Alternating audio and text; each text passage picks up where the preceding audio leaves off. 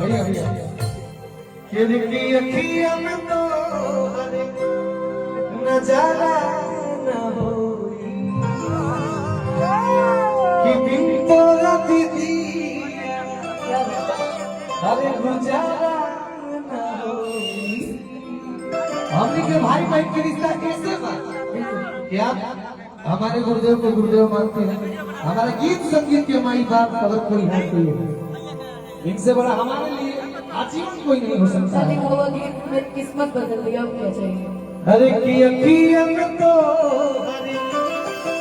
नजारा न होई कि बिन तो हनया गुजारा न होई। गुजारा कहाँ का सभी भैया दिखी भैया भैया ऐसे अरे कि कहां में बसे